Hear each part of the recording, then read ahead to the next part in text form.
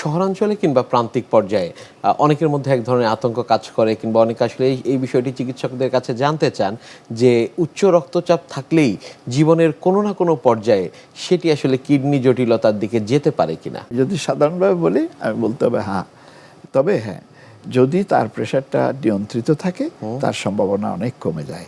আচ্ছা, যদি অনিয়ন্ত্রিত ব্লাড প্রেশার থাকে, একটু আগে আমি বলেছি যে বেনাইন এসেনশিয়াল হাইপারটেনশন, যেটা ম্যালিগন্যান্ট হাইপারটেনশন না, একটা এসেনশিয়াল হাইপারটেনশন, সেটাতে অনেক দিন ধরে চলতে থাকলে তার গ্লোমেরুলাস কিডনির ছাঁকনিতে দিয়ে প্রোটিন লিক হয়। এই প্রোটিন লিক হলে এই গ্লোমেরুলাসগুলো ধীরে ধীরে ফাইব্রোসিসের দিকে চলে যায়। ফাইব্রোসিস হয়ে গেলে কিডনিগুলো ধীরে ধীরে ছোট হয়ে যায় এবং ক্রনিক কিডনি ডিজিজের দিকে সে চলে যায়। আর ম্যালিগন্যান্ট হাইপারটেনশনের কথা তো একটু আগেই বললাম। হ্যাঁ, এইগুলোতে কিডনি কোনো না কোনো সময়ে কিডনি আক্রান্ত হতে পারে। এই জন্যই যারা হাইপারটেনশন আমরা চিকিৎসা করি, যারা ডায়াবেটিসের চিকিৎসা করি, আমি অনুরোধ করব তারা যেন তার কিডনিটা মাঝে মধ্যে একটু দেখে দেন যে কিডনির দিক থেকে কোনো সমস্যা হচ্ছে কিনা।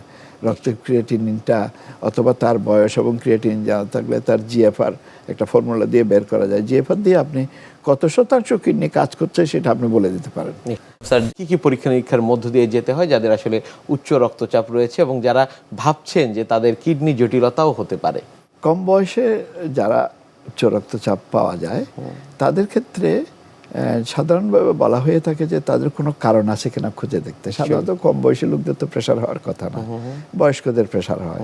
তো কম বয়সীদের প্রেশার হলে কারণগুলো খুঁজতে বলে। তো কারণগুলো খুঁজতে গেলে যেসব কারণগুলো ইম্পর্টেন্ট তার মধ্যে কিডনি এক নম্বরে এসে যায়। আচ্ছা, কিডনিতে যেমন তার কোনো নেফ্রাইটিস জনিত কিডনি রোগ আছে কিনা, তার সেক্ষেত্রে পরীক্ষা করলে আপনি প্রস্রাবের অ্যালবুমিন পরীক্ষা, প্রস্রাবের রক্তকণা যাচ্ছে কিনা, আরবিসি যাচ্ছে কিনা, আমরা যেটাকে হিমাচুরিয়া বলি, সেটা ইউরিনের রুটিন পরীক্ষা করলে ধরা পড়ে যায়। আচ্ছা, অথবা স্ট্রিপ দিয়ে অ্যালবুমিন যাচ্ছে কিনা দেখলে ধরা পড়ে যায়। নেফ্রাইটিস বুঝতে হলে প্রোটিন এবং রক্তকণা, আরবিসি বা আরবিসি কাস্ট, এই দুইটা জিনিস খুব গুরুত্বপূর্ণ। তারপরে রক্তের ক্রিয়েটিনিন দেখলে বোঝা যায় যে তার কিডনি ফেলিওর থেকে এই প্রেশারটা হলো কিনা, এটা একটা ইম্পর্টেন্ট পরীক্ষা। আলট্রাসোনোগ্রাফি যদি আমরা করি, আলট্রাসোনোগ্রাফিতে কয়েকটা জিনিস বেরিয়ে আসে। যেমন ধরেন তার যদি পলিসিস্টিক কিডনি থাকে সেটা আলট্রাসোনোগ্রাফিতে ধরা পড়ে যাবে। আচ্ছা, আলট্রাসোনোগ্রাফিতে কিডনি সাইজ যদি আমরা দেখতে যাই, কিডনি সাইজ কেমন আছে, যেন দেখা গেল একটা কিডনি নর্মাল সাইজের চেয়ে অনেক ছোট, আর একটা কিডনি নর্মাল সাইজ আছে অথবা একটু বড়। তো নর্মাল সাইজের চেয়ে অনেক ছোট কিডনি হলে আমরা চিন্তা করি অনেক সময় যে এটা জন্মগত হইতে পারে, আরেকটা হতে পারে ক্রনিক পাইলোনেফ্রাইটিস। ছোটকালে বারবার ইনফেকশনের কারণে কিডনিটা ধীরে ধীরে শুকায় যাচ্ছে। তো এখান থেকে আমরা ডায়াগনোসিসটা মোটামুটি হয়ে যায়।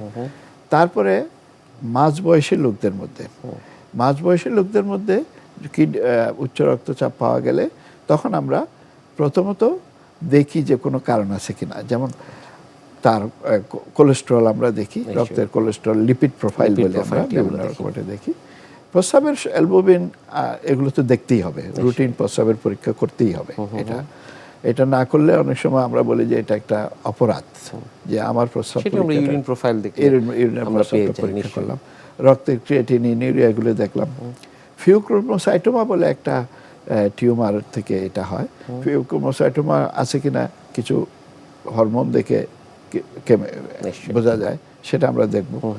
তারপরে ইউরিনে পিএমএ বলি আমরা, ওইটা ইউরিনে বেশি পরিমাণে যাচ্ছে কিনা আমরা সেটি নিয়ন্ত্রণ করতে পারি। তারপরে কিডনিতে কোনো রকম পলিসিস্টিক কিডনি, যেটা বয়স্কদের ক্ষেত্রে মাঝ বয়সীদের প্রযোজ্য, সেটা আছে কিনা আমরা দেখতে পারি।